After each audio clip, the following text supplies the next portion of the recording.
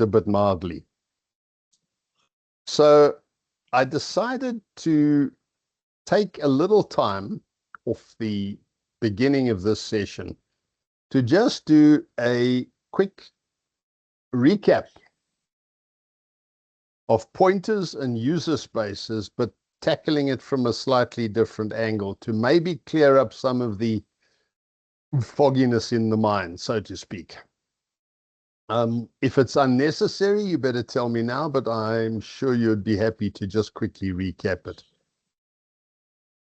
So let's have a look. Let's start with pointers, because on Tuesday, there was definitely some confusion about pointers and user spaces and how they fitted together. So I just wanted to take pointers first and just go through a couple of important points. A pointer is a type of data element. That's all it is. It's a 16-byte system address. It's a data element, and it's defined inside an RPG program. They are defined as either a star if you're using old-style declaratives, or pointer if you're using the free-form declaratives. It creates a 16-byte, 128-bit binary data element, which is used as a bit address to the memory. The single-level storage system that the system uses combines memory and disk into a single-level storage, and therefore your pointer is an address somewhere in that storage. And it, by the way, always is within the scope of your job. Always.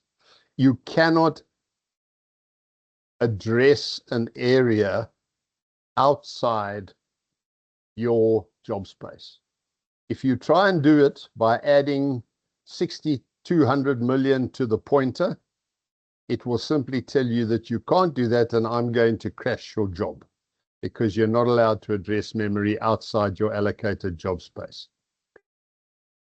Empty pointers contain a null value. You can also make a pointer a null value just by saying pointer equals null. A pointer, when populated, contains the actual address of a single byte within the storage space of a job, disk and or memory. So that's what a pointer is. Pointer arithmetic allows an offset to be added or subtracted to move the pointer. So by adding and subtracting a number, a numeric value from a pointer, you're moving the pointer from where it was to somewhere else on the right-hand side if it's positive, and on the left-hand side if it's negative. And it moves by the number of bytes that you add or subtract to the pointer. It has nothing at this point to do with user spaces at all. Pointers can be subtracted from each other to find the number of bytes between the pointers. I just threw this in because I thought it was quite nice. If you have two pointers and you subtract one from the other, you get a numeric result, which is the number of bytes between two pointers. So those are attributes of a pointer. When you first define a pointer and call a program, a pointer is always initialized as a null value. It has no value. So how do you give a pointer a value or an address, which is what we must refer to a pointer as containing a memory address. Hi, Diane. Let's see. A pointer can be given a value, an address, in a number of different ways. The first way is using the built-in function ADDR and quoting a variable name. Now, that variable can be any variable inside an RPG program. I can create a pointer containing the address of a variable of a single DCLS field, standalone field, or I can create an address for a data structure I never tried it, but I suspect no, constants don't have a name, so constant is not a variable. You can't do that with a constant. So that is one way of giving an address to a pointer. Any variable you have in your program can be addressed in that manner. You can use an address. I'm just going to switch this off because I'm tired of my face. You can use the percentage address built-in function slightly differently if you have a varying length variable.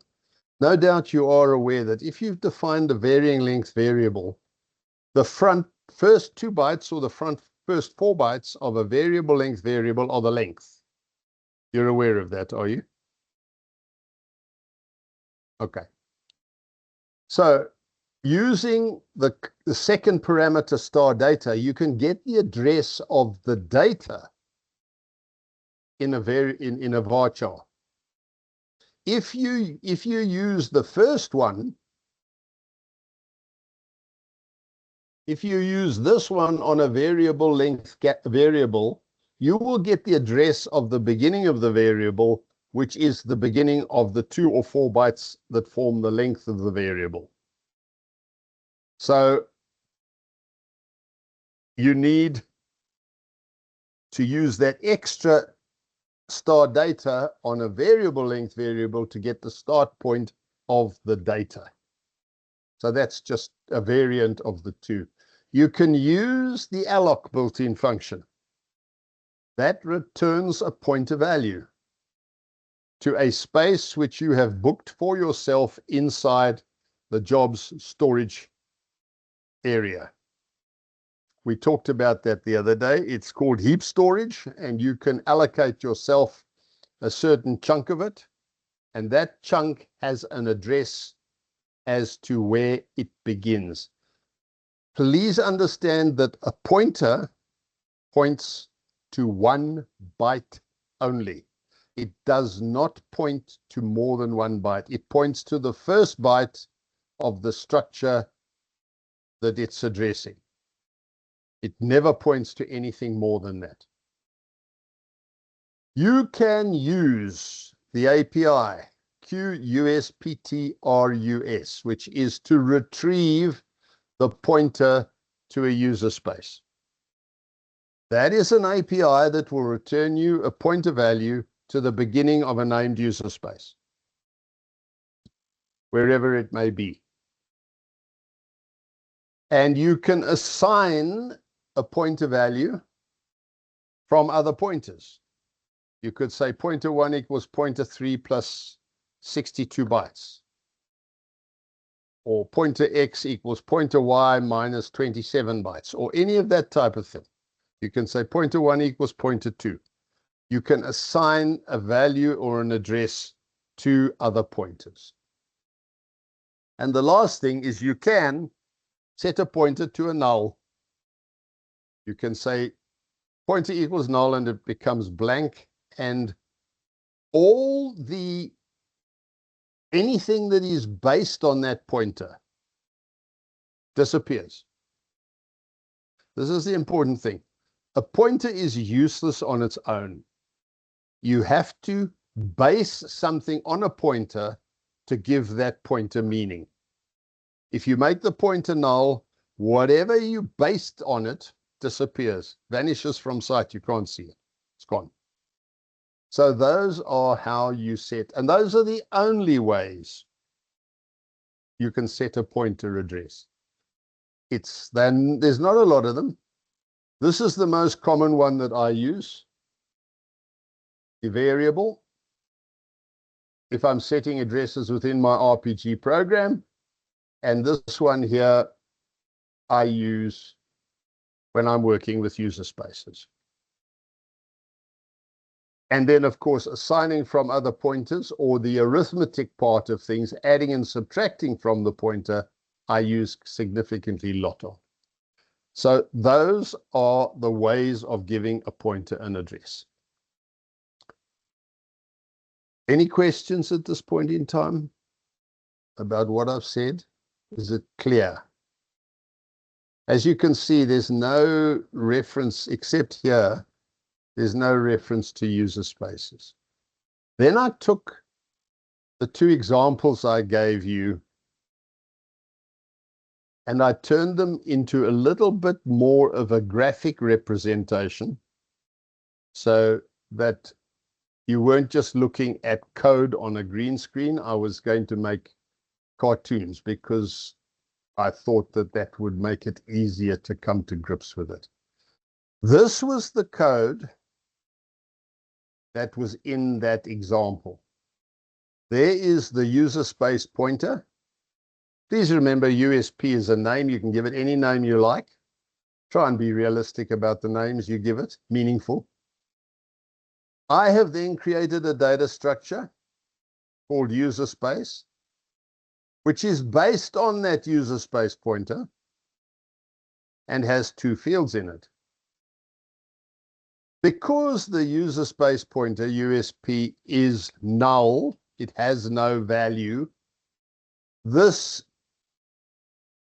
data structure technically doesn't exist anywhere. You try and address this thing and it will tell you. You try and address any one of these two fields at this point in time and it will tell you that it's not found. Or some other thing like pointer not set to location referenced. That's it. Remember that one, pointer not set for location referenced, because I suspect that when you start this game with pointers, you're going to see that message an awful lot. I used to see it a lot in the beginning when I was playing with pointers. Gradually over time, I get it less and less. Pointer not set for location referenced is quite simply the answer. Then there's a standalone field called US entry pointer, which is a pointer type, and another standalone field, which is user space entry. It is a character of 10, and it is based on the user space entry pointer. That also has no meaning at this time because that pointer is null. Okay, so let's see what the next line of code does. We then had this line of code which says, create me a user space and return me the pointer to that user space. So this is what happened. The user space was created and the pointer, the address of the first byte of the user space, was returned into the variable USP.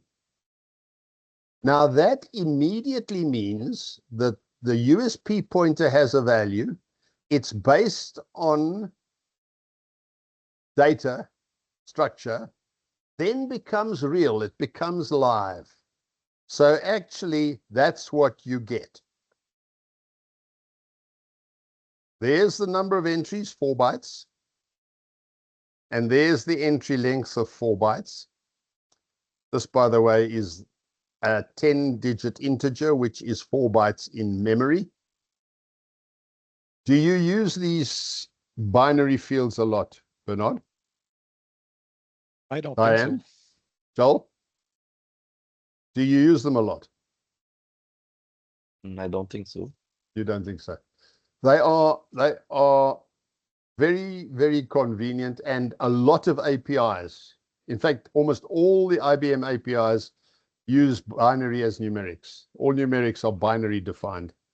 So I use them an awful lot. You get integer 10, which is 4 bytes, in integer 5, which is 2 bytes, and integer 20, which is 8 bytes. Okay, so what's happened is we've given the USP a value, and as a result, those two fields now have meaning. They have an existence. Where they exist is in the first 8 bytes of the user space you created. Where's the user space? Somewhere in qtemp. Why is it in qtemp? Because I didn't specify a library in this call. So it always automatically then puts it into qtemp.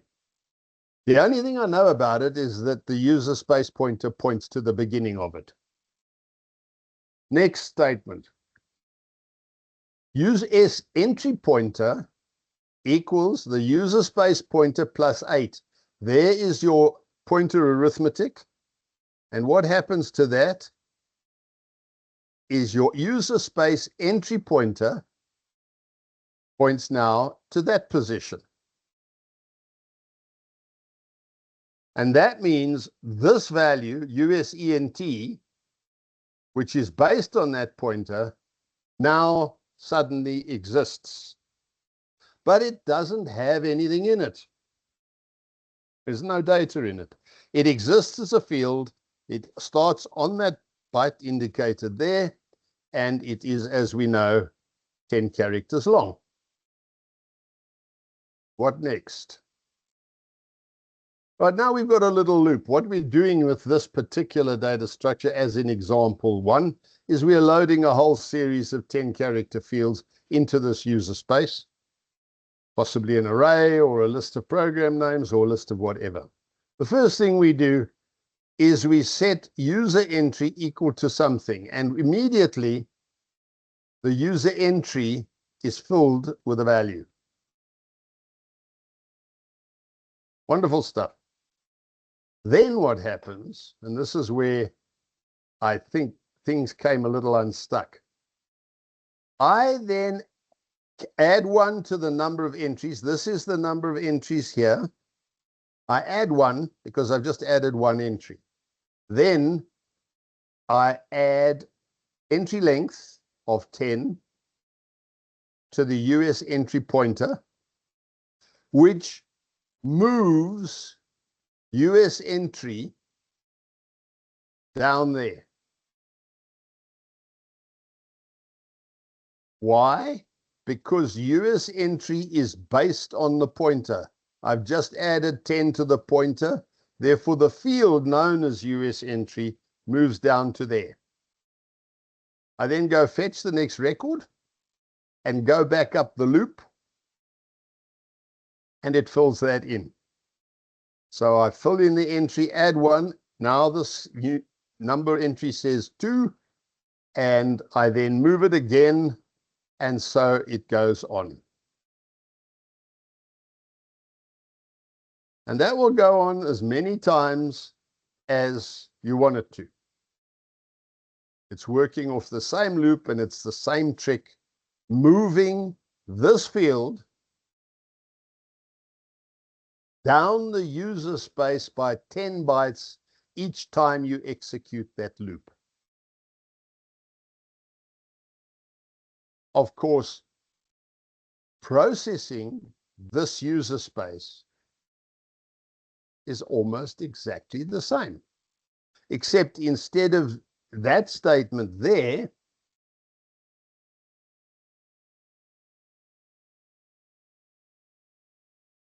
when you start off, you would have your pointer there. You would use this entry user space plus 8, and you would be pointing at the first entry of USEnt.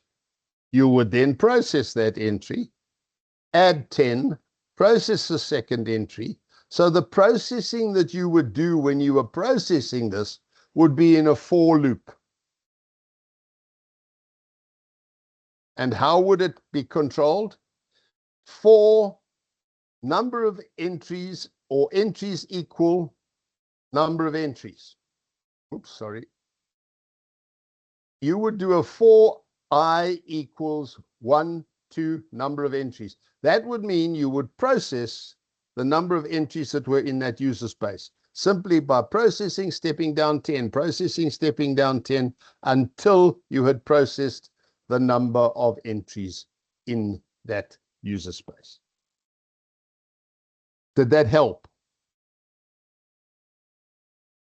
It helped me because I didn't catch that the number of entry was in the first field. Yes. Okay. This Now is why I did understand. Yeah. Okay. And of course, you've got the entry length. Yes. So that's 10. That's a 10. You in this case, it is 10, and you may not need it because you assume it's 10 and you know it's 10, but I always put them both in just as habit. Because using entry lengths, you can use variable length entries as well. We'll talk about that just now. So if this has helped to just get your mind to understand how you use this user space, that's good, because that's what I wanted to achieve. Okay, so Bernard understands it, and I suspect it looked like Joel was nodding his head, so I can't trust the avatars all that much, but no, they are not trustworthy. yeah, maybe they nod when you're actually shaking your head. I don't know. Okay, so that was the first example, and this is pretty much a very common way of using user spaces. Of course, these entries could be a single field, or they could be a data structure containing a whole stack of fields in one data structure. You can get the length of a data structure. It's easy enough. Percentage len is the built-in function that will give you the length of a data structure. So you could have each of these entries being a data structure with many fields in it and a repeating data structure all over the place. Now we want to look at the next one, which was the simple example 2. And the example, the design point of this example was to put 3 records from 3 different files with 3 different lengths into a data structure, into a user space, sorry. So that the information contained in those 3 records could be passed on to other programs in the core stack. Some programs would use parts of that information. Some programs would use other parts of the information. When I thought about this example, I thought to myself, mostly what we used to do was to send parameter lists containing only the information that that program wanted to use. But if program A prepared a parameter list, and some of it was needed for program B, and some of it was needed for program C, then you had a horrible list of parameters. You had to pass all of them in the first one and only some of them in the second one. It was all messy. So by using a user space, just pass the whole record. It's costing you nothing to stack up 3 records in a user space and pass that to whoever wants to use it. So we define it very differently in this case. We define an entry pointer and an entry length, because the design point for this was 3 records, only 3. So we did not need number of entries because we know they're going to be 3. So let's have a look. User space entry pointer, create user space 2. So that's what I get. The user space is created and the entry pointer now points to that spot.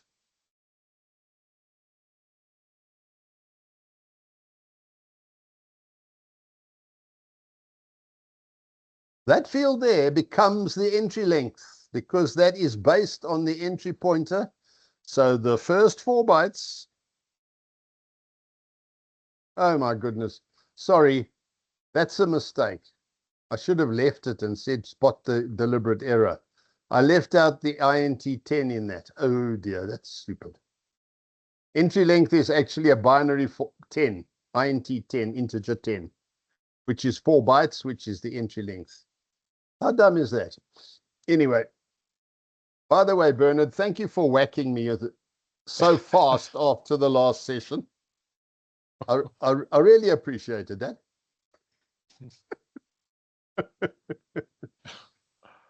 Put me right. Okay, so now I've got another embarrassment to deal with. So the entry length exists there, but as I said, it now exists as a field, but it has nothing in it. So the next step is to set the US entry length to be equal to the length of file 1. Now that you can get from your IO server copybook. This is part of the IO server copybook. Let me see if I can just remind you of that. Here is a copybook for an I/O server.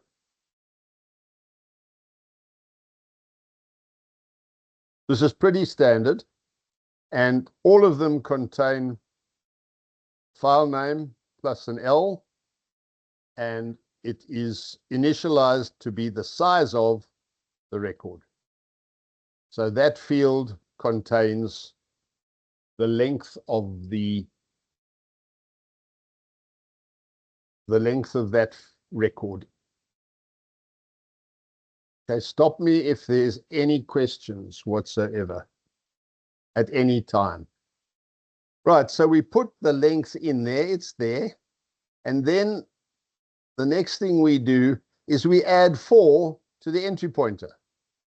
By now, you should be able to guess what's going to happen.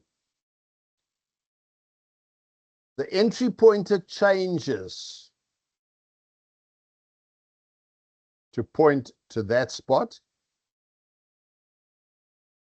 which at this particular point in time could be an entry length because that's based on the entry pointer. But it's not going to be used that way because the next thing we're going to do is going to set up a key for file 01, and we are going to read a record out of that file. Now, please, I don't want you to lose me here. In the I/O server, or in a program that uses an I/O server, which is this one, I've got this one here. This program uses an I/O server. It's just code I've pulled out of my source code. There's an I/O server for AOF 130. Now let's just try and find that, where it's being used. It's being used to do an update. There. Notice the status is update, and I provided with a pointer. This pointer is that field, which is the address of the record. This is a copybook, and it exists. Oh boy, oh boy. Have I got a long way to go? It exists here in this copybook. This is the copybook that we're talking about. So the pointer is carrying an address of that record. Can you see that? Are you happy with that? Do you understand what I'm saying when I say that? You've used this I/O server in this way before. Yeah. Now, inside the I/O server, this pointer arrives in the I/O server. Here it is. I've passed it through there. Update, passed it through. I didn't pass the key, so that's an optional parameter anyway. That P has come through to the I/O server, and the P gets placed in the pointer 130FP, which is here.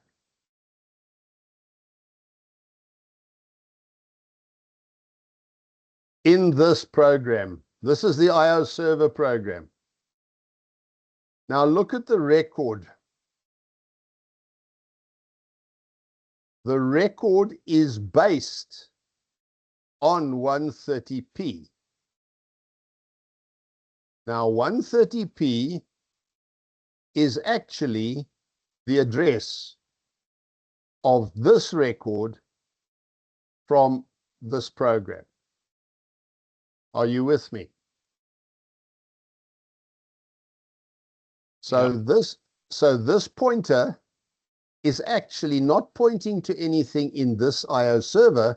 It is actually pointing to a data structure that's in the calling program.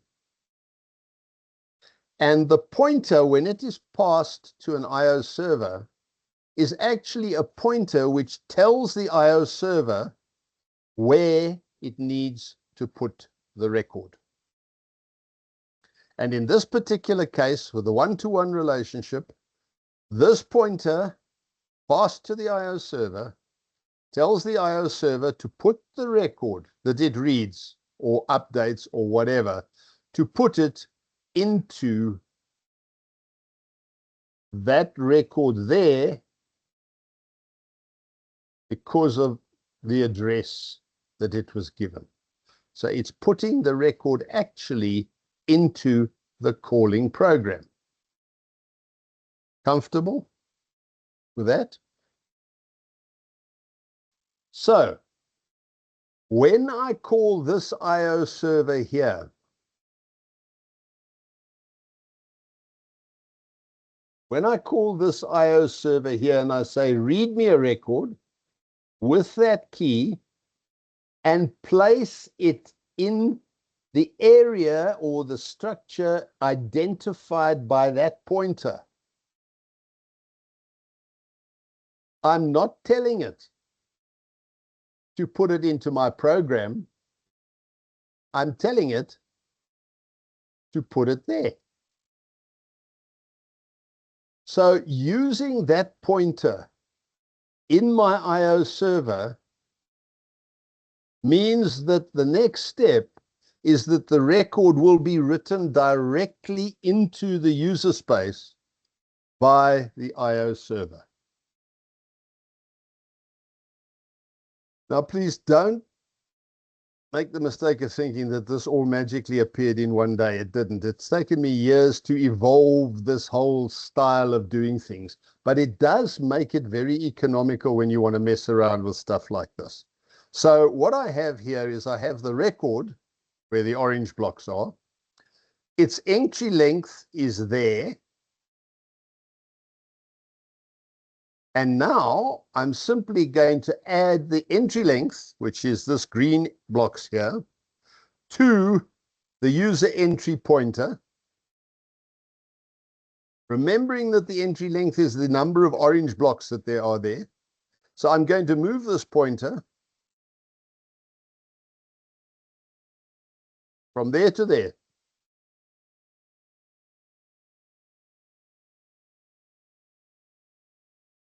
I'm pausing to let that sink in.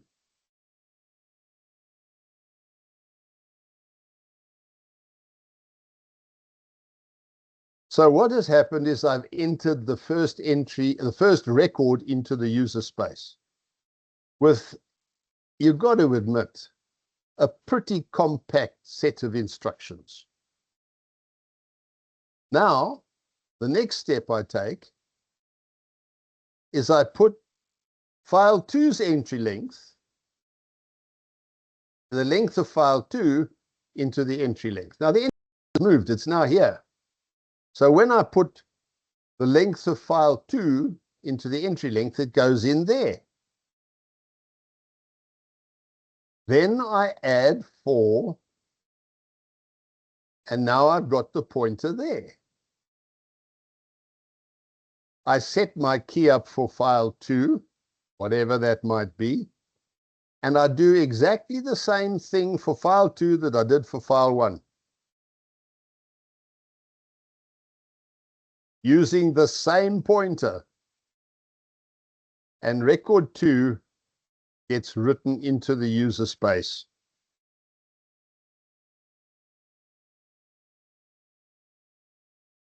Like that. Now, I know my example 2 had 3 records. I ran out of space on my slide, so I can't give you 3. So I just did some, oh, there's the user entry length. It moves entry length down there again. Okay. So we're ready for the next one. However, you get 3 dots because I haven't got any more space.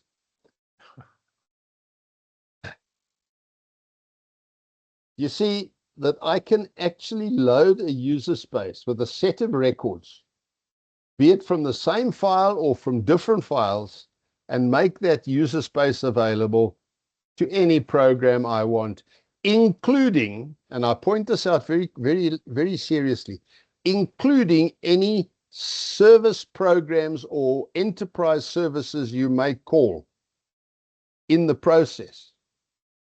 A service program, remember, a procedure in a service program is common to a number of programs. That's why it's in a service program. But the data that gets put into a user space may be, that they can be considered as parameters for that service program. So they can be passed to the service program, either by passing the pointer as a parameter. Please remember, if you are passing pointers as parameters, pass by value. I've had some real weird things happen when I pass it by reference. You know there are different ways of passing parameters. I hope so. You can pass by reference, you can pass by value.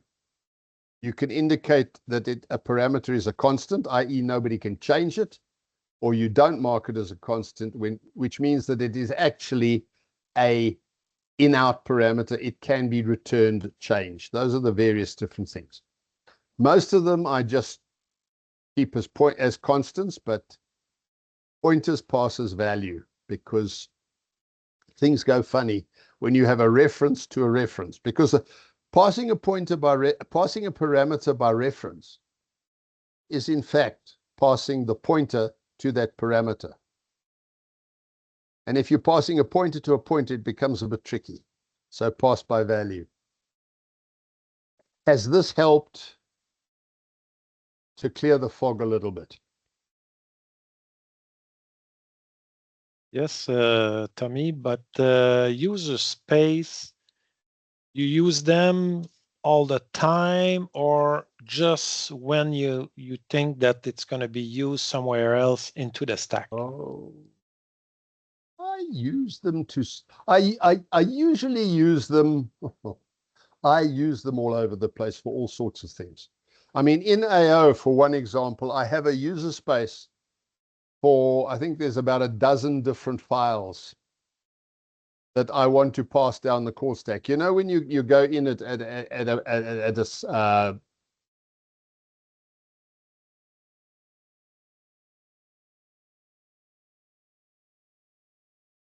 you go into this as into the database environments, and then you go into the database and you go into the, as I go down here, what I'm doing is for every file that I select, like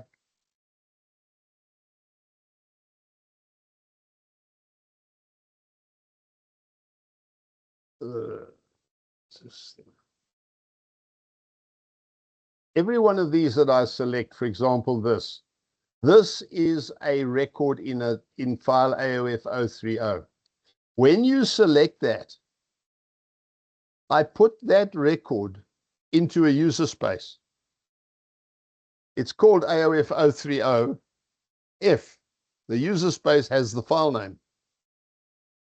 So that in any level as I go down, if I select this particular entry in this, it's AOF 031. As I select it, I put this record into a user space, a different user space called AOF 031F. So that at this level in the call stack, I have access to both records above it that were used to get here. So I can then go down another level, and another level, and another level, right down to here. I've got a user space for every single record, so that at any level I can go to the record that caused this whole thing, and I can get information higher up. That's one way I use it. So I've got user spaces. If you look here, let me see.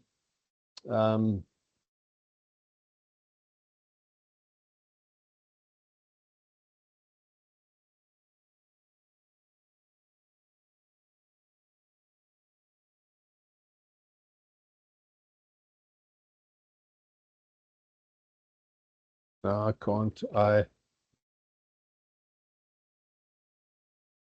Trying to remember how I did this for you the other day. Look active jobs.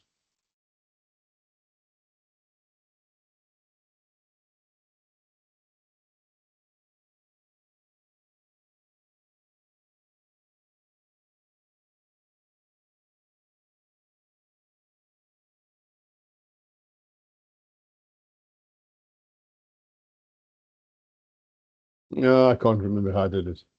But you will see there's a whole lot of in the Q temp of this particular job, there's a whole lot of user spaces. I use them for a lot of things. Anything that I want to store quickly, use, get rid of, pass down parameters to other levels, all that sort of thing. I will use user spaces instead of data areas.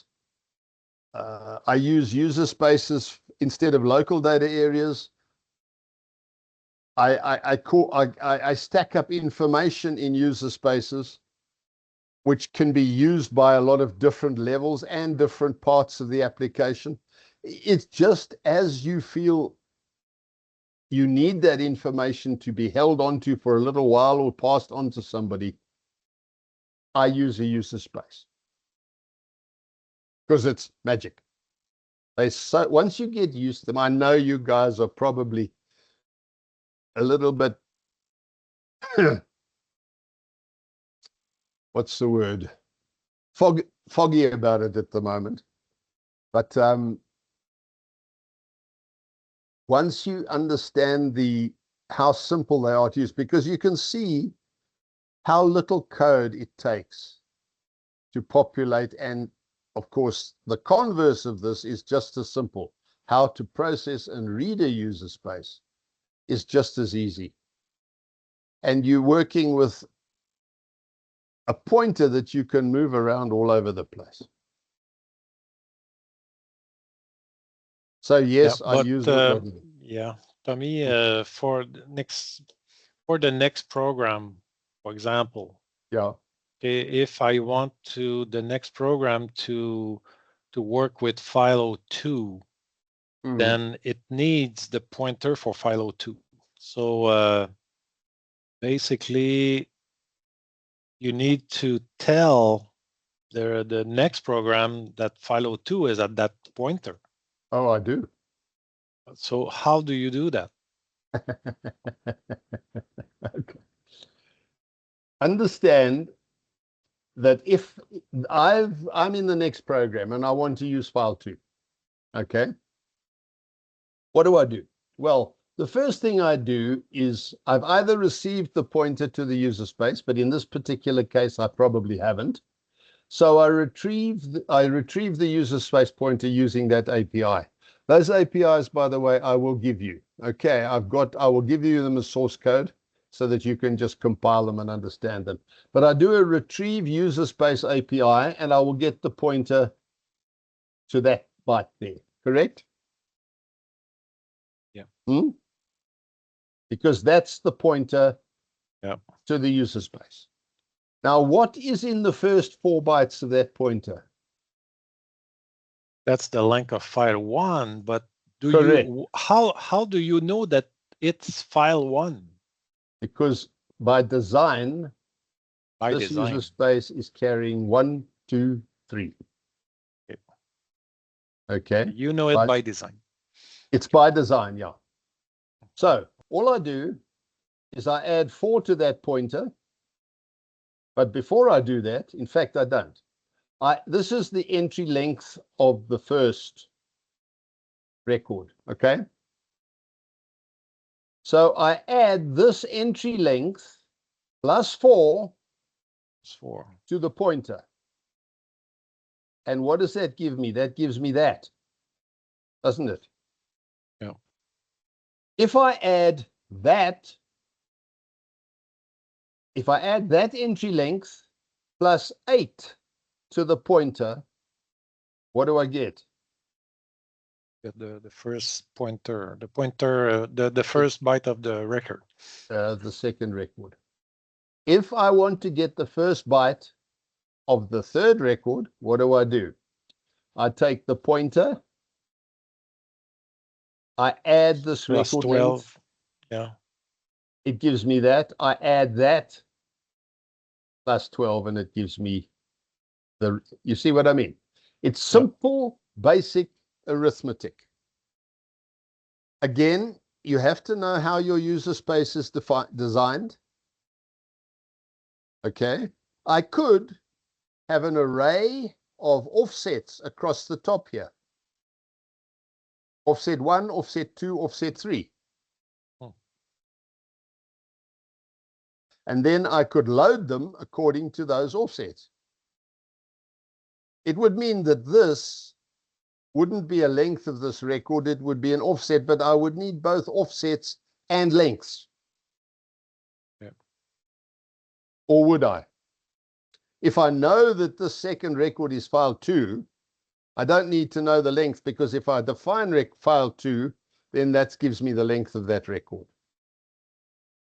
So what about naming convention for your user space? You asked me this on Tuesday, and I did. Yes, or one of you did.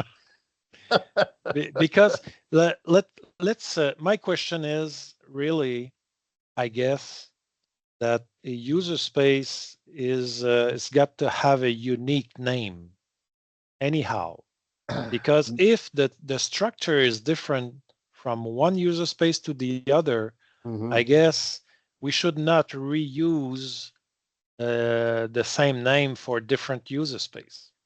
Well, remember if you're using temporary user spaces, i.e. you are creating them in Q10, okay, then the names only need to be unique within the job. Yes, but for the by design or for the structure, if you want to document the structure of the user space, then you need to give it a name so that you Yeah. can document it. And yes, you should give it some sort of name, and usually some sort of meaningful name. Yeah. Now you have I know just that sometimes we do what we do a lot is that we create a work file within a program that carries on data. So the file name is out of the program name with a W, for example. There's just W1, which is a work file 1 that resides and stays there. Yeah. So that's because it's the work file is used. That's fine. You can use the same technique. You can call it, I call it anything, because some of them that I know are carrying a record, I give them the file name. If they're carrying other things, I give them a name that approximately tries to illustrate what's in them. And obviously, you should never have a user space that has the same name that has different design characteristics. That's what's important. The name must tell you what the structure of that data structure is, or keep it unique. Because if you have two names for different data structures of different structures, then you are going to get confused. Yes, there's no question about that. But I never ever evolved I evolved standards for naming virtually everything else except user spaces, because they come and go and I use them as I need them and I give them names. And to be honest, I've never thought about it. It's a horrible question you asked. But you've just given me an idea again. In AO at the moment, there's a work in progress thing. It's available, but it's not 100% operational yet, is a service programs registry, which allows you to import service programs, and it gives you the number of programs, the number of modules, the number of procedures, and you can drill down to the number of programs and the number of procedures. You can see these are data exports. These are procedure exports. So I have a method of documenting. Then the bits that are missing from here are the parameters, which have to be put in manually because I can't import them with this version of the software, and the annotation or the text for the registry, which I can't import anyway. This is a method of recording and documenting service programs, and I'm suspecting that it might be a good idea to write something similar for user spaces, based on the questions you are asking me. So I will give that some thought. How's that? Yeah. All right. Does this help? I don't know what else I can do to get you into the user space thing. All I can say is, please try it. It's very powerful. It's very flexible. And the more you use it, the more things you think up of doing with it, because it's no limit. But user spaces that you share between jobs must be very carefully controlled, because there's no locking system that's system applied. And they are, I don't know whether you've heard about SQL global variables. Have you heard about those things? Some of you must have. Yeah. Yeah. Everybody hates SQL global variables, and there's a reason for that. It's because an SQL global variable can be changed at any time by any job. And you never know what the value of that global variable can be from time to time. If you make a permanent user space, the same applies. It's a horrible thing. I would not recommend it. Okay. I have to admit that I must give up on that now, because I don't think I can do any more with user spaces. If you need help or you want to do something with them, please don't hesitate to call me. Send me an email, send me code, I don't mind. And because the reason is I love user spaces. I think they're the pointers on their own. Add user spaces, you've got the best things since sliced bread. And I'm more than willing to get more people on my side on this one. Okay. Okay. Let's move on, because we haven't got a great deal of time left. User indexes.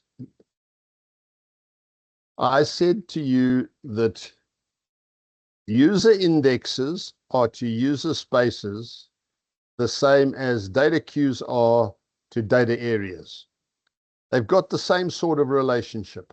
But user indexes are another thing that I wish I knew how the internals on user spaces and user indexes work, because they are the most magnificent tools for all sorts of things. And user indexes have some incredible features.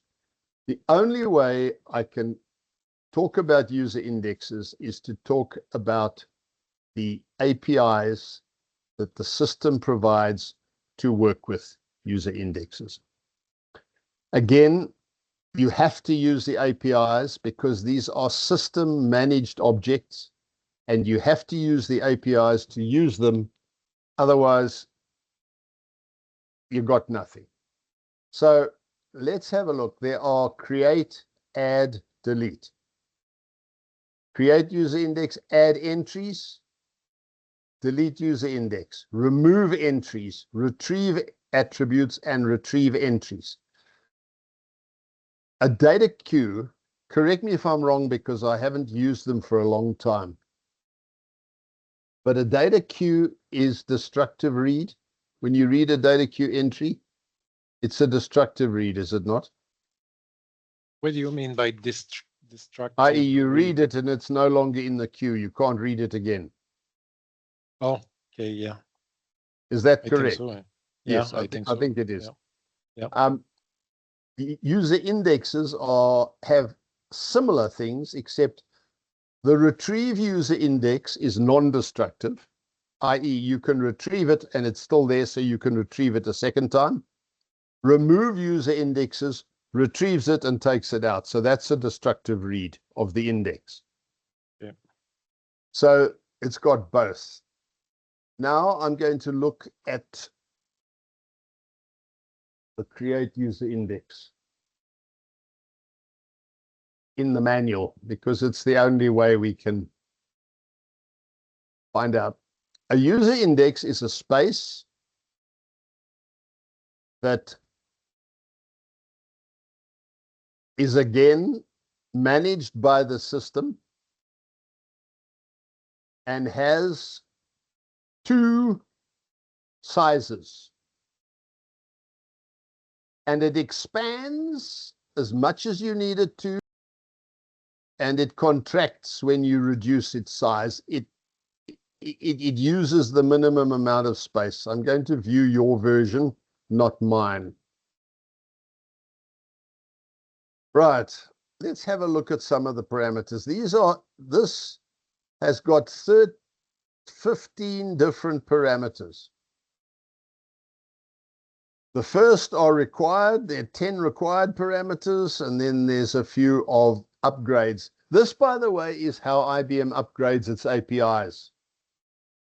It has the original parameter list, which was what it was created with.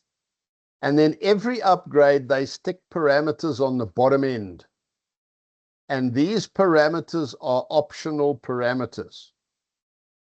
So you can leave them off if you don't want them. The user index creates a user index in either the user domain or the system domain. I don't understand that, and I've never bothered to try and find out, etc. Look at this. If the user index is larger than 4 gigabytes, it can't be saved to a version prior to 5.2.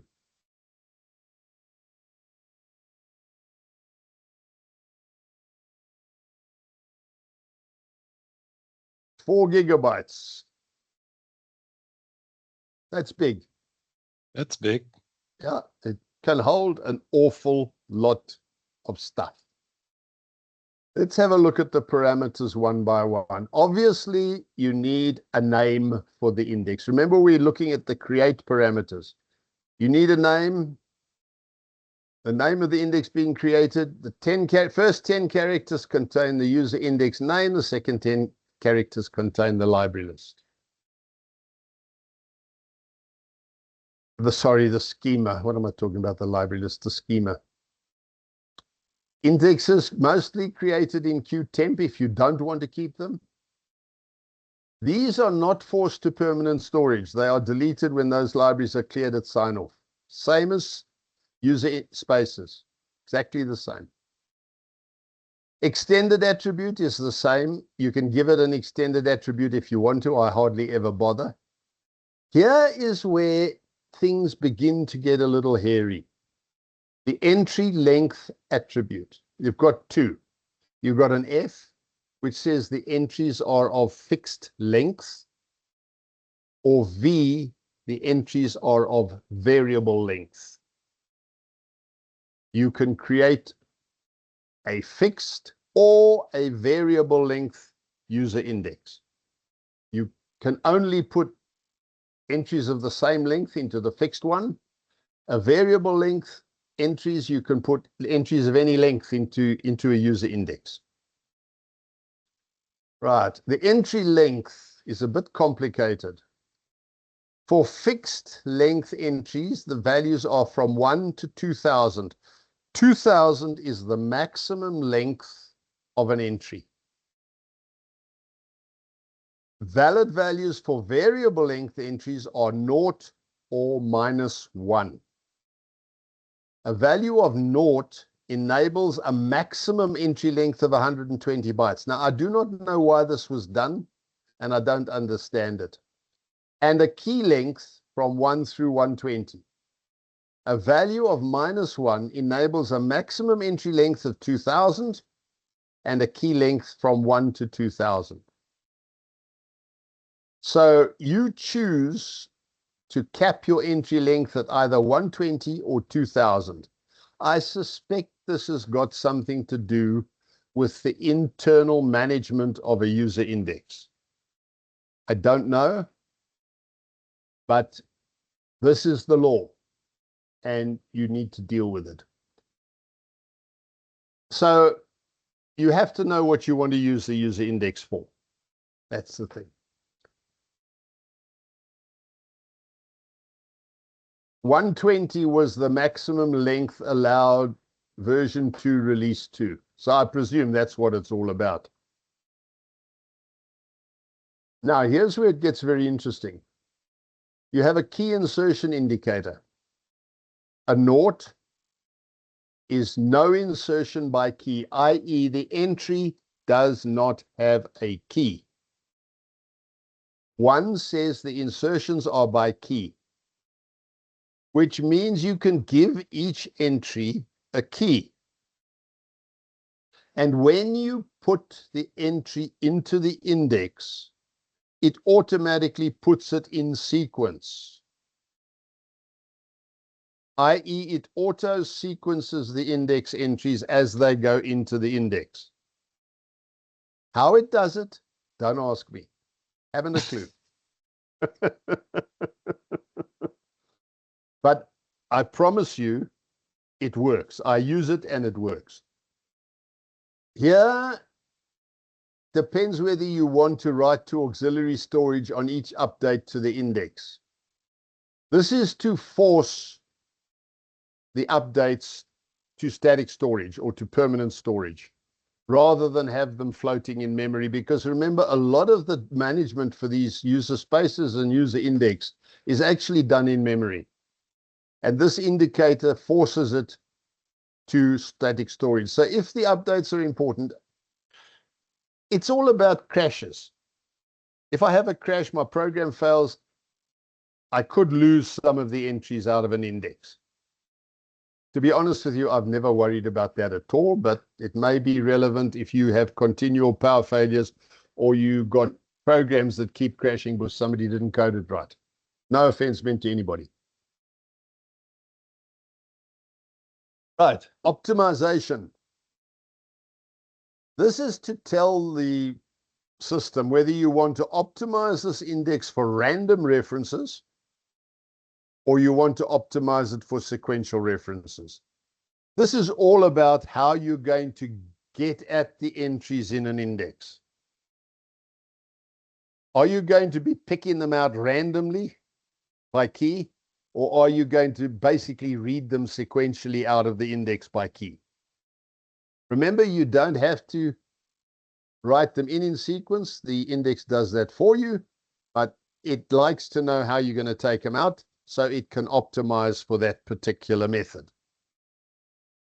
A public authority, a text description. Then you've got to replace, this is optional parameter group 1. You've got a replacement indicator, no or yes, which is fairly self-explanatory. If you create one that's already there, do you want to replace it, yes or no? And you have the error code data structure, which is pretty common in all APIs. Domain, I have never even looked at. I tend to let that just default. And my advice is, when in doubt, let it default. Because otherwise you have to do an enormous amount of research and experimentation to try and find out whether you're doing the right thing or not. Usage tracking. Track usage state. Don't know what it is. Never used it. Cannot advise. 0, do not track the usage state, is the default value. I would have to do much more research to find out what that actually does for me in order to find it out. Right, here we have the fun part. You can choose the maximum size of your index. The default is 0, which is 4 gigabytes. If you put a parameter of 1 into this parameter when you create, you can create an index which has a maximum of 1 terabyte. Believe me, that is a big index. That's a that's a big one. I don't bother with it because 4 gigabytes is more than enough for anything I need to do with mine. But I don't know, your application may have some, I don't know, very big bill of materials or something like that. I don't know whether you've got terabyte bill of materials, but you could have. Our whole IBM I doesn't have 1 terabyte. So Okay. Well, then let's call that not required. no. 4 gigabytes is pretty big, but remember, this is, again, it's a dynamic object. It expands as you use it. You don't have to worry about it. The system takes care of it, and it will just grow bigger as you add entries to it. Right. There's a whole lot of stories about dependencies between parameters, which I think we've covered pretty much. The interesting part about this, I think I've missed something. Why have I missed something?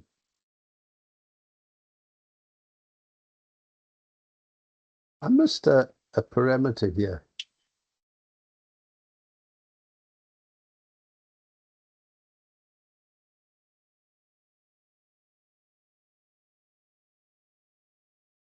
I've missed a parameter. Oh, no, I didn't. This insertion by key. Now, in my mind, there's very little point in using a user index if you are going to just insert stuff randomly and read it randomly. There's no benefit to it whatsoever. But so most of the time I use the index, I always do an insertion by key. And the key is, if you look here, valid values for the variable for entry length are 0 or -1. A value of 0 enables a maximum entry length of 120 bytes and a key length from 1 through 120. This is very important to understand, that in an index entry, the key starts in position 1 and you give it a length.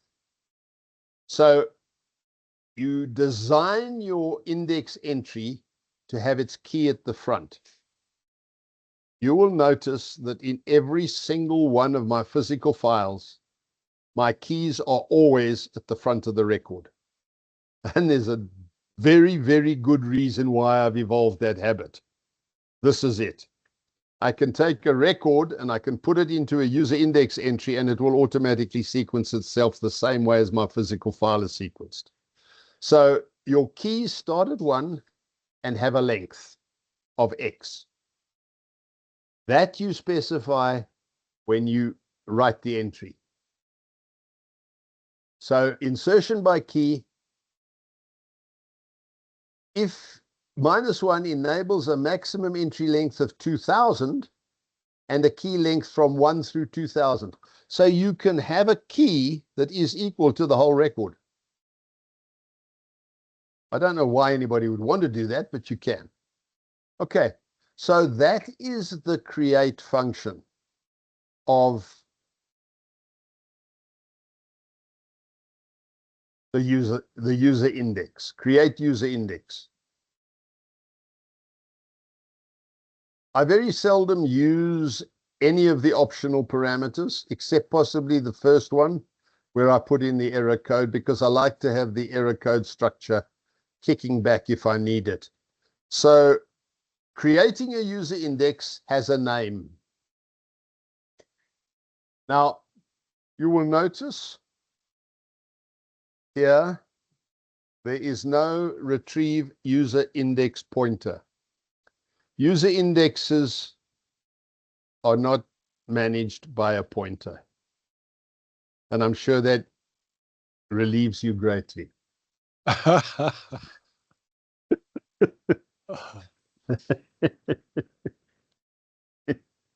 Okay. The next thing we have is you add a user index entry. So that's an API that you can use. Now as is my usual story, I've always added or wrapped these APIs into my own APIs, which I will look at just now, which just simply reduce the application hassle, reduce the number of parameters, and make it easier to use. So I'm looking at the actual APIs now.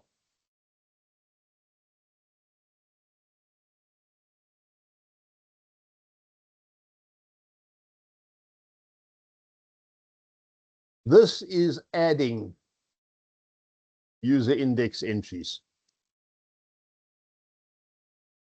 Now I add these for the same reason and basically in the same way as I would add an entry to a data queue. The first two parameters are, oddly enough, are output parameters. This is information you get back from the call to this API. You get back the returned library name, i.e., where did I find this user index? Which library did I find it in? And you also get back the number of entries added. Because when you're adding entries, you can add one entry or you can add multiple entries. So this comes back and tells you, you asked me to add 10, I've added 10. In case there's a problem and you don't get back the number you asked for, you know you've got issues. I need the name, the qualified user index name. Obviously, the first 10 characters are the name, the second 10 are the library, and if you specify the library, you're likely to get the same library back again. Right, insert type, index entries, length of index entries, entry lengths and offsets, number of entries, and an error code setup. Okay, let's look in detail. The first one is the returned library name. The name of the library that contains the user index to which entries were added, if they were added successfully. This parameter is not sent if no entries were successfully added. So it's also a way of knowing whether your entries were actually added or not. Number of entries added. It indicates how many entries were added before an error occurred. There's your qualified index name, and you can use current library or library list, which pretty much everybody does use the library list. Right, the insert type. When I'm adding to this insert unique argument, 1, if this value is set to 1, remember this is while you're adding. So each time you add, you can change this parameter. 1 means the value is only valid for non-keyed user indexes. If the entry is already in the index or the index entries are keyed, an error is returned. What this does is it matches the entire entry that you are adding to the existing entries in the user index. And if it matches, it chucks it out. This thing, when you actually work with it, is unbelievably fast, and I don't know how they do it. I wish I did. They take a string of characters and they compare it to all entries in that user index, and then come back and say, sorry, you've got a duplicate. And that can be up to 2,000 characters long. I have no idea how they do it. I wish I did, because whoever did that is pretty clever. 2 is insert with replacement. This value requests to replace the non-key portion of the index entry if the key is already in use is already in the user index. It is only valid for keyed user indexes. If the entry does not exist, it will be inserted into the user index. If the index entries are non-keyed, an error is returned. Fairly straightforward. I can update the index entry by just adding a new entry with the same key as an existing one, and it will update it for me. In fact, you'll notice here there's no update user index entry. There's no update. The add does the update using two: insert with replacement, insert without replacement. This request to insert only if the key is not already in the user index, i.e. don't insert duplicates under any circumstances. So you have the three choices. My personal favorite is number 2, but each time you add a record, you can choose which one you want to do. Now, here comes the interesting part. The actual entry or entries to be added to the user index. Notice that this is a character string of indeterminate length, i.e. you can stack a whole lot of entries that you want to add to this user index. You can stack them into a long string.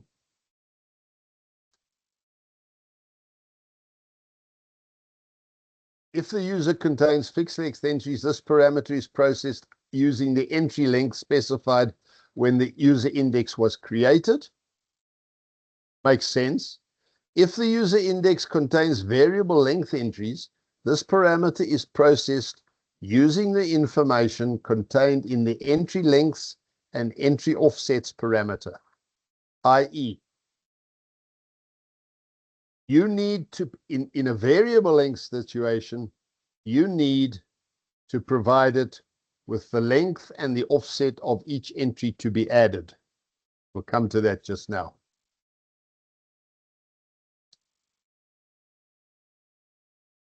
If you were wanting to add more than one entry to a user index, you would need to collect those entries somewhere to stack them up in a string and calculate each entry length and its offsets.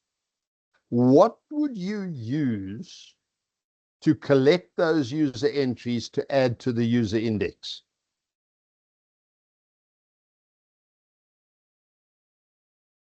Lengths and offset.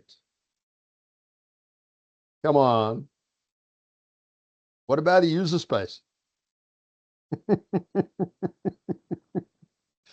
A user space would allow you to stack up a whole lot of entries, and then you could, in one move, you could put the whole user space into a user index with dozens and dozens of entries. You can mix and match these things a lot. Okay, length of index entries. The length of the index entries parameter, and then you have an array of star of 8 characters. This 8-character length contains the entry length and the entry offset for each entry that is in this string that you provide here. Does this make sense, or am I losing you? The avatars don't show when you are completely glazed over.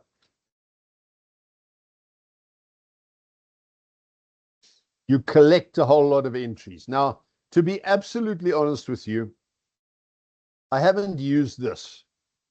I've experimented with it and it works very well, but I've never found a real need to add more than one entry into a user index at once. It tends to be more, particularly when you're working in an ERP system of any type, it tends to be very transaction-based. As a result, you're putting the entries in one at a time, whether you like it or not.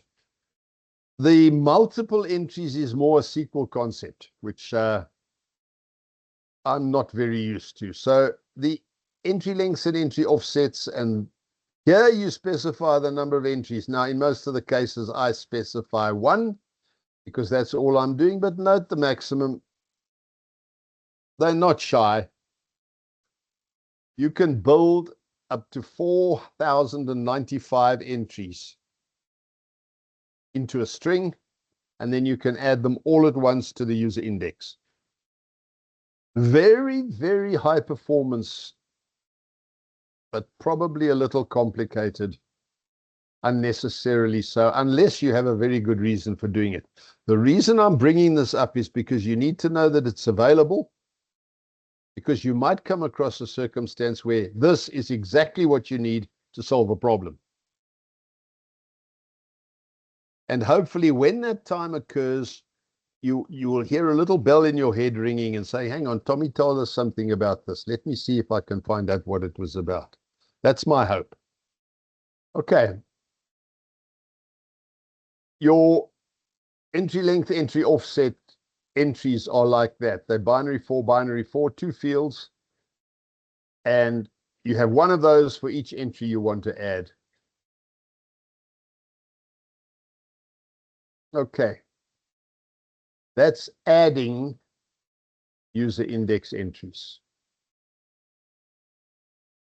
I'm not even going to look at the delete user index because it's fairly obvious what that is. You call that an API and you delete the index completely. Remove user index entries is a destructive read or just a get it out.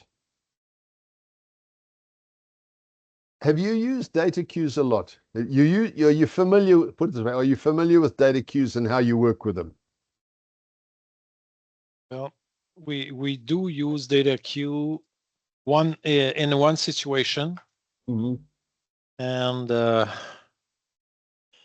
we programmed that 30 years ago, and it's still working. So I don't remember too much how it's working.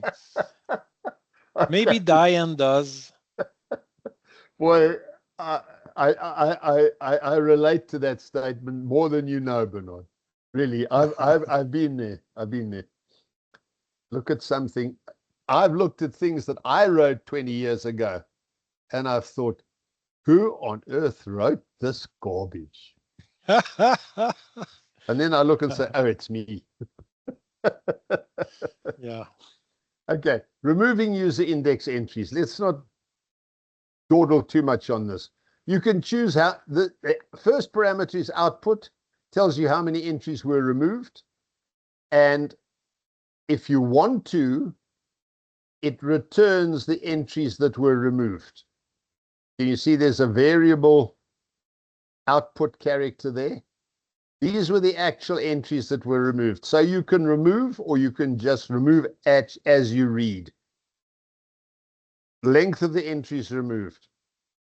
If you're removing multiple entries, you get an output giving you entry lengths and offsets.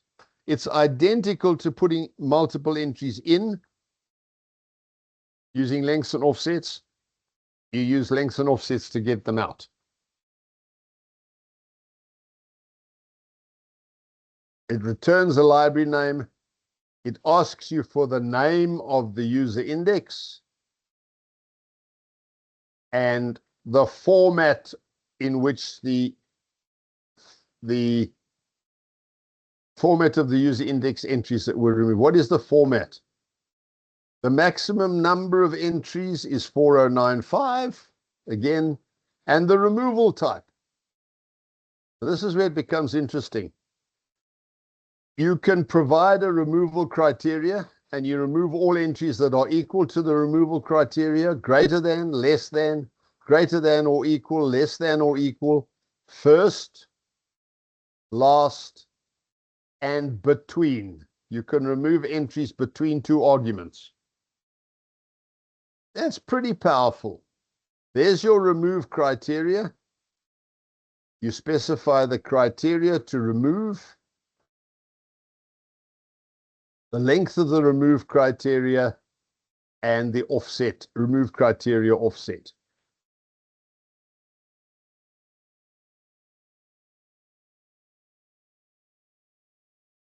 And so you can remove blocks of entries out of a user index At the same time, you can also make them available for processing if you so require. The other one, which is the retrieve user index attribute, simply gets back all the various attributes of the index that you used when you created it. So I'm not going to worry about that one. It is not really very useful. Remove user index entries, sorry, retrieve user index entries. This is now reading a user index entry without destroying it, i.e. a non-destructive read. And you will see that this is pretty much the same set of parameters as for the remove. Very much the same. You can read a block. Let's get down to this. You can send it search criteria and it'll find equal to, greater than, less than, greater than or equal, less than or equal, first, last, and between. So you have numerous ways of accessing this index. And your search criteria you need to put into the parameter. And I know this sounds horrifying. If you haven't worked with system APIs a lot, it's pretty daunting. But when you get the hang of the way they do things, it becomes very simple. So I'm just going to run you very quickly through the code.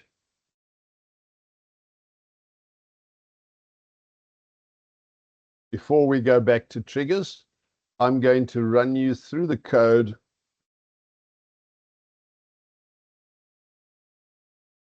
that I have created. I'm just looking for it now. I'll get it eventually.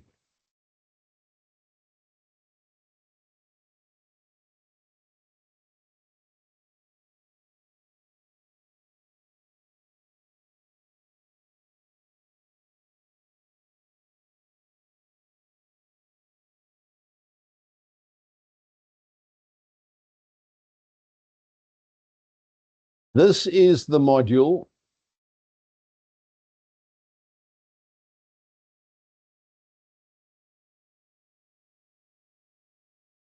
which I've created to wrap the create user index, an add user index entry, a retrieve user index entry, retrieve next user index entry, remove user index entry, remove next user index entry, remove a block of entries, and clear the user index. Those I built because those were what I needed. Now,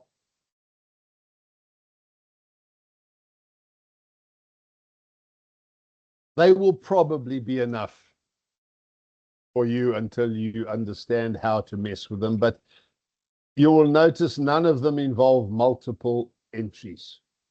I can't see the point of dealing with multiple entries. See, I've got all the APIs defined in this module, so I don't have to worry about this in my user programs.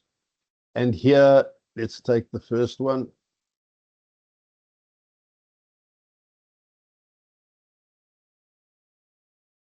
Here's my wrapper for the create user index. My incoming parameter is the name, 20 characters, the key length, and the entry length. Those are the only three parameters I need to get from the application. I check if the name contains a blank library, I put in qtemp. And if there are only two parameters, i.e. there's no entry length, I am assuming that it's variable. If there's an entry length, I'm assuming it's fixed. That solves a lot of problems. It makes the calling and the number of parameters and everything very simple. All the other variables are pretty static and pretty standard. So it's not as if, and you'll notice the key length is a required parameter, which is saying in itself that I don't use indexes if they're unkeyed. The only purpose for an index is to have it keyed so it sequences itself and I can fetch things out of it in an order by key. So that's the wrapping that I put around the create of a user index. 3 parameters, simple, easy, and that's how it's used. I don't know why B is not used, but I wrote it and then deleted it for some reason. Notice I didn't remove it out of the module. And the reason for that is because I didn't remove it out of the binder source either, because I didn't want to change the version of the API. Add a user index entry. Here we go again. You thought you'd escape the pointers.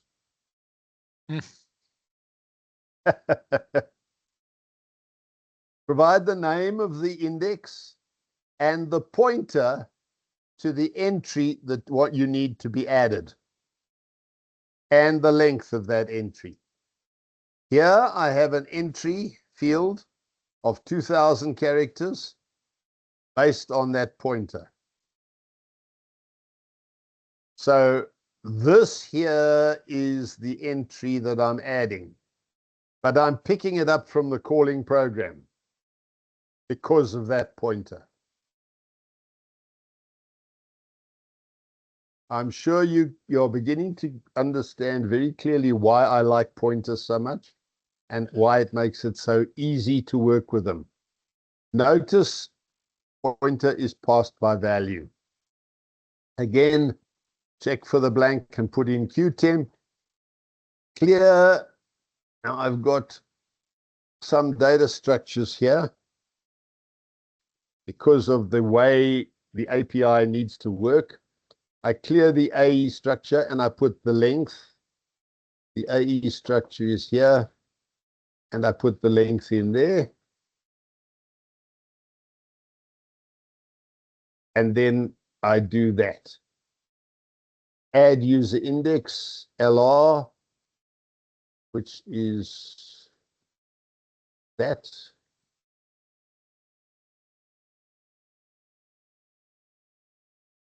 Number, which is 1, I think.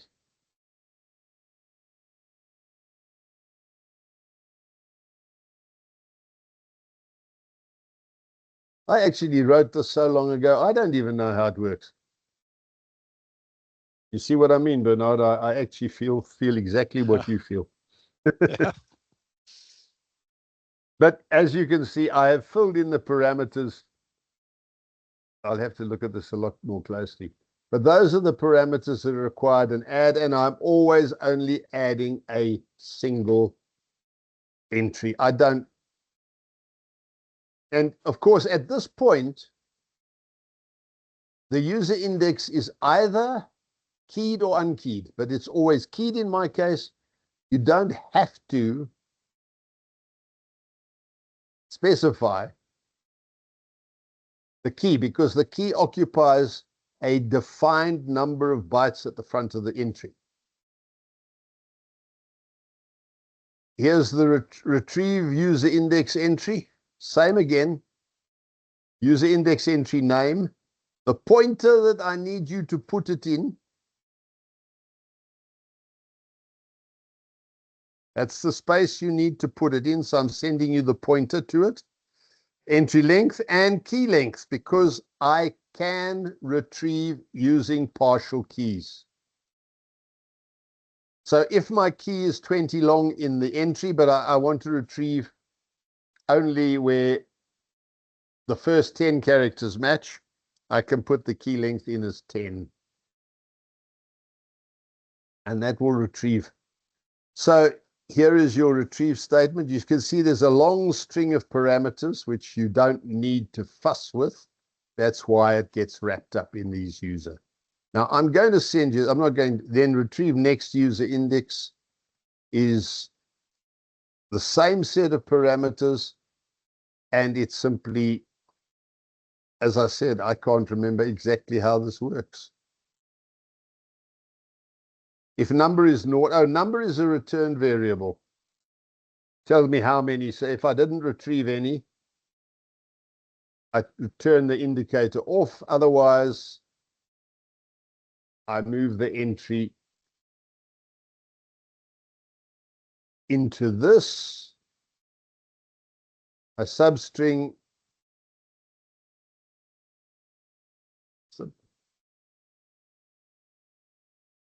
Okay, I put the return variable entry into this ENT, that one there, starting in position 1 for the length, entry length, and then I return the entry length and I return an indicator on.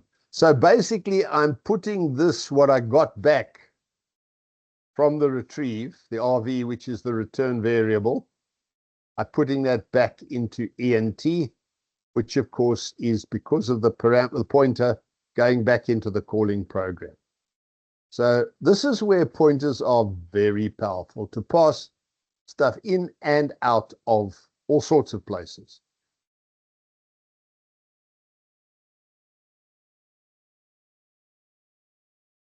Right. This is not an easy thing to use. Can you see any use for this in your environment? Now, that's a question, not a nice question to ask. But that was my next question.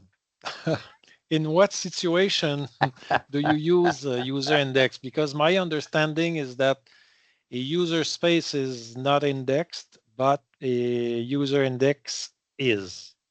And a user space is one big space. A user index actually has distinctly separate entries that each one has a key, and they are sorted in sequence. They are not as flexible as a file in some ways. In other ways, they are definitely a lot more flexible than a file in the fact that you can retrieve blocks of entries and you can add blocks of entries if your requirement so demands. One thing about them is they are so much faster than files. I have the tendency to use these more frequently in place of work files in my programs. I'll tell you why. If I have a work file, I still have to create a specification for it. I have to compile it. And because you have, as I am well aware, adopted the whole concept and philosophy of IO servers and triggers, even a work file should have an IO server so that you can use the same method of reading and writing that should be becoming familiar to the people throughout the environment. That was said with a bit of tongue-in-cheek, but I guess you understand what I'm saying. So a work file, we used to just create them on the fly in RPG when I was writing code for the System 34. But in this system, it's not advisable to do that because you can't really internally describe files are really not ideal. So I would consider, depending on what you need, I would consider using a user index in place of a work file because it's very much faster. And you can create it inside your program on the fly. You can still make it available to any other programs further down the line, because remember, it's an object in QTemp, which is the job library. And as long as the name of that index is known, you can pass it down to other programs. So you can build the index in one program and use it in a number of others. So as a work file, it's better. And I have used this a lot. In the case when I'm processing, let me just try and think. When I am processing a change to one of the file layouts, record layouts in AO, I write the file, the whole record layout, I write it to an index. And then as I build the new changed version, I take those entries out of the index.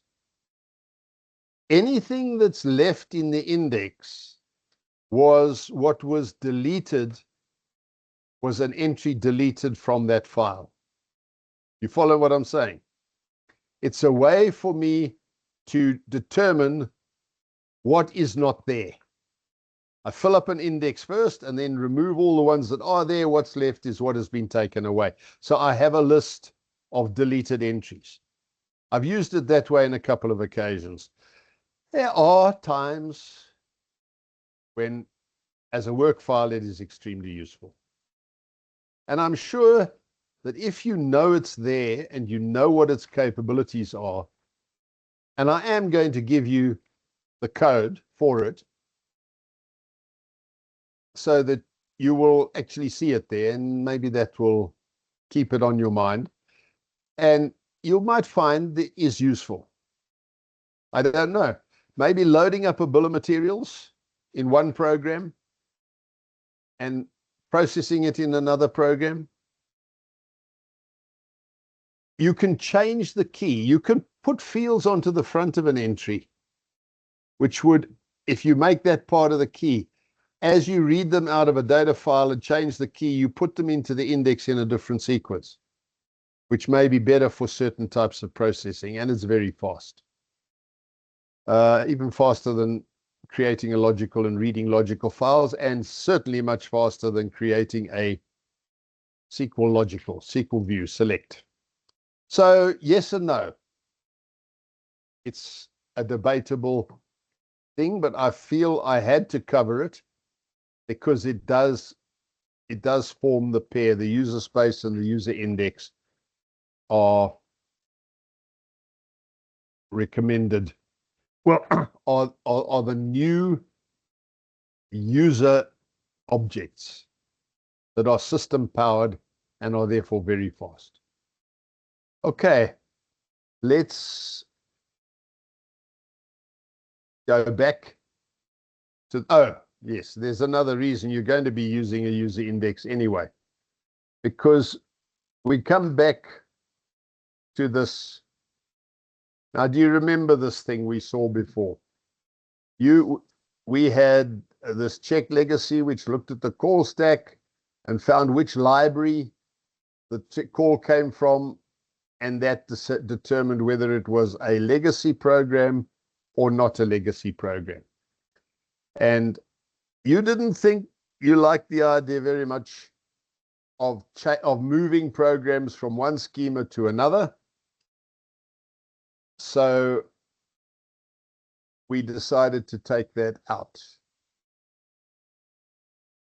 and in turn replace it with a user index.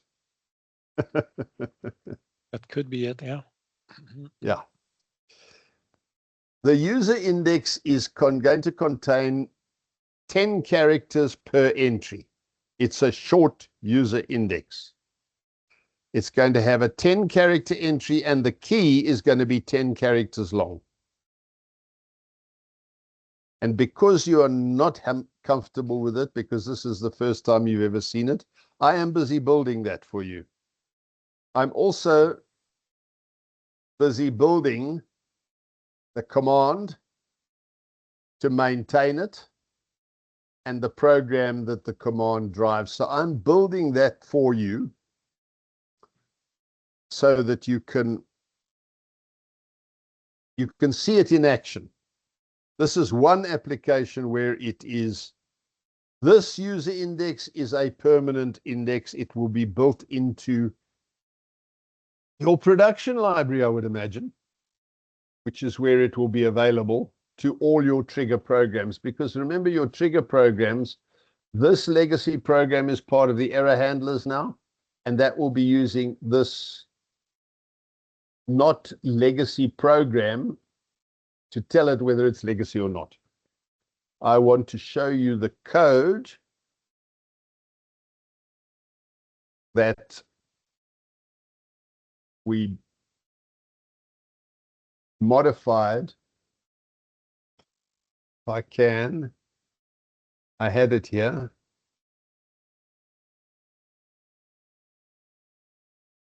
Oh, goodness me.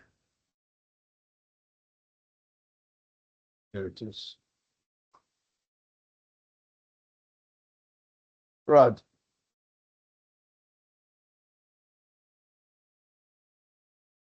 This is the trigger. Okay. And so we've still got exactly the same situation in the trigger. We call the legacy to set the legacy indicator. So that is a statement in the trigger program, which didn't change at all. And we test here, if there's an error and it's not legacy, send out a escape. If it is a legacy, don't send the escape. All diagnostic messages will be sent so that they remain in the job log. So that is really, and then the only other thing is when you're doing the validations, you need to check the legacy indicator and call the log error if it's a legacy, or send the diagnostic anyway. Now,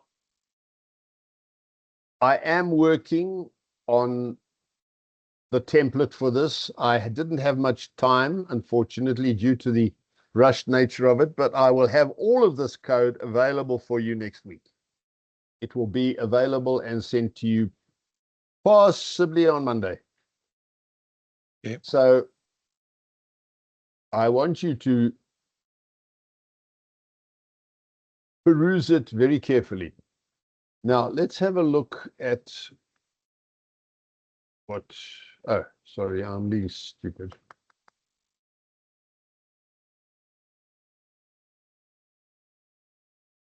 Now I want to look at the error handler.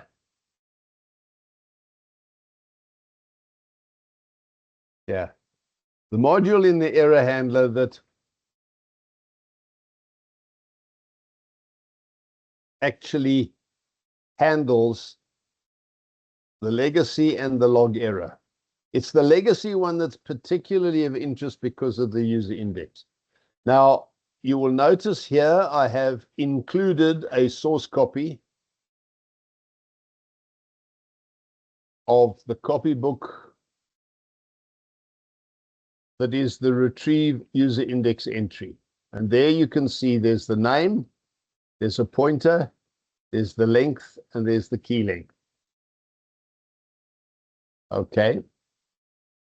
So here, when we get to the legacy, I'm going to use this little trick again. Filter the selection. The legacy procedure is here. We go to the call stack and we eventually look for the program name, because this is now where we are. We want the program name out of the call stack. And entry is just a field there, 10 characters long, and it has a pointer, which is the address of entry. Here we come back to these pointers again. Entry is a pointer. Entry has a pointer. If retrieve UIX, which is the name, the pointer to the entry, and 10, 10. Entry length of 10, key length of 10. If it is on, because this particular API returns an indicator if it finds the entry. If it retrieves the entry and it finds it, it will return an off. So if it finds the program name in the index, it will turn off the legacy indicator. It means that if the program is in that index, it's not a legacy program because you put it into the index. Otherwise, if it's not in the index, it returns on to say it is a legacy program. And if there's any sort of error, it'll tell you it's a legacy program anyway, because that will make sure that it doesn't crash.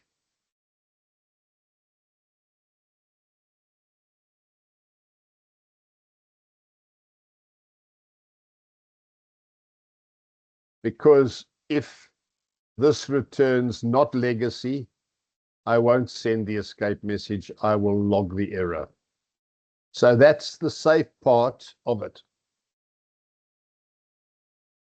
And that is the change to the error handler, which I will send you, so that it is the legacy check.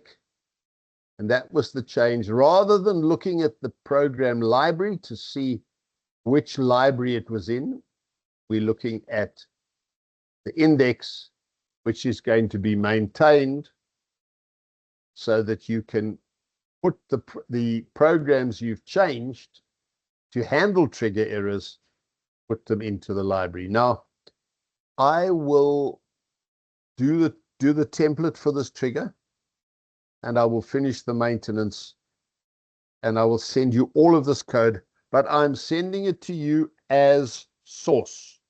There's two reasons for that. It's easier for me to move it onto your system as source, because I can do that without creating a save file. And it's also a good idea for you to then compile it and make it work. So if you don't mind, I'm going to do it that way. Okay, the log error remains exactly the same. There's no change at all to the error log on here that was discussed initially. So that's all, folks. Again,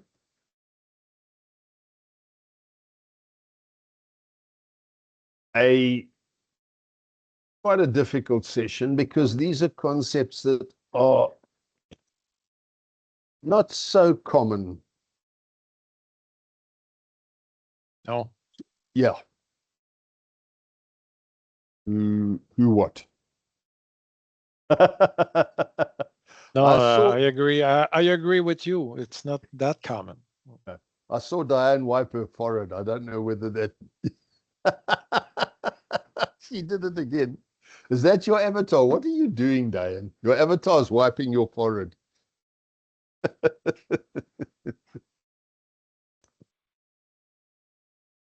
Yeah, look, these are new. Okay. These are obviously new in your environment. So Yes. I hope by now you trust me enough to believe me when I tell you that it's worth the effort to come to grips with these things.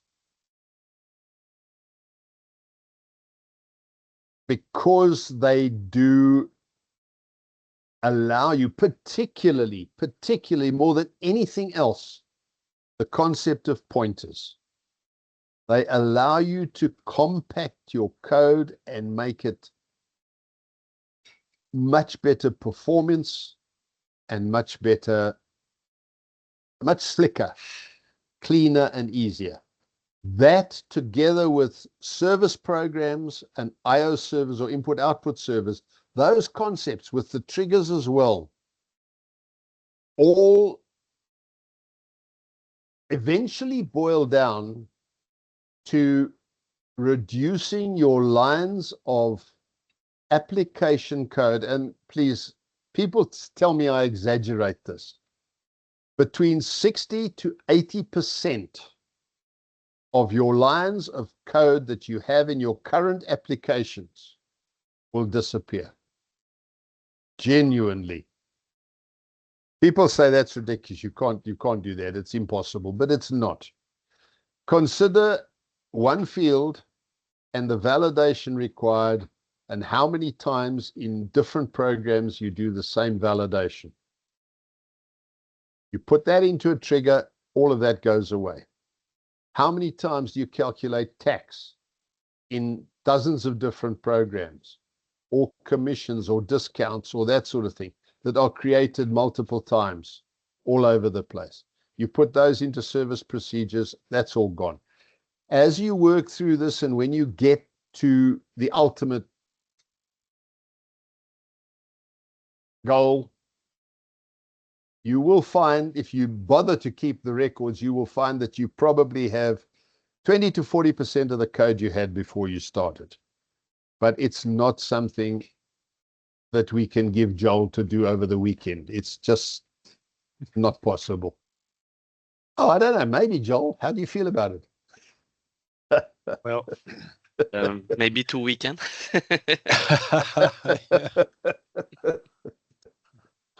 It's worth the effort, guys. Look, the user indexes, this is a particularly good example of how you use a user index. This is a permanent user index, and you will add programs, and you will keep adding programs. Every time you make one that's trigger happy, you will, no, that was a bad word, trigger enabled, not trigger happy, because that's something else altogether. You will add its program to this index, and it will start behaving according to that. It's going to take time. It's going to take a while, but that is a good application of an index. I looked at your code, Joel, and I actually rewrote it very much the same way as it was originally. So yes, this is a better solution. I like it better, but it did introduce the user index issue. Okay. Wow, I'm spot on the dot tonight. That's good. The next session is going to be the use of database DB2 constraints. And we will look at those constraints. This is the last topic relating to heavy lifting from DB2. And we will go through the constraints, what they mean, and how you use them. Okay, that will be next Thursday. I've got a week off, have I? You got a week off too. yeah, we have a couple. After that, yes. After I've finished with you. Marinus? Yes. You mentioned something about doing another session on Tuesday. You want to bring that up? That is if Bernard feels like it, because we're trying to get to a logical conclusion point that allows us to kick off the new year with specifically the AO open stuff. So yeah, I agree. If you feel like, and you've got the time available next week, I think if we cover DB2 constraints and specifically adding the constraints to your two files, and discuss how to vet the quality of the data within the files, Because remember, that's what's going to happen if you try to add a constraint to a file where there are orphan records or where there are conflicts. You're not going to be able to actually get that constraint to go live. Well, maybe you can. I'm available. I think we're all available.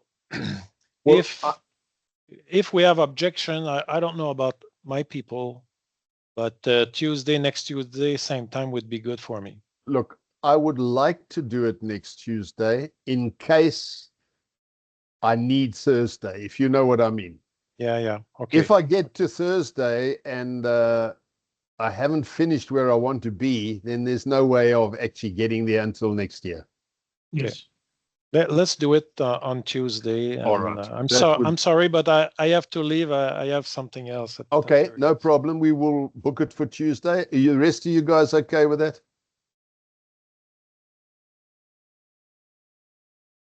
Silence. Yeah. Okay. Yeah. Okay. Everybody. Yeah. Let's. Good. Thanks, Bernard. Thank you. You keep Thank well. you, everyone. Okay. Bye-bye. Everyone, have a great day. You And too. don't Bye-bye. get stuck in the snow, hey?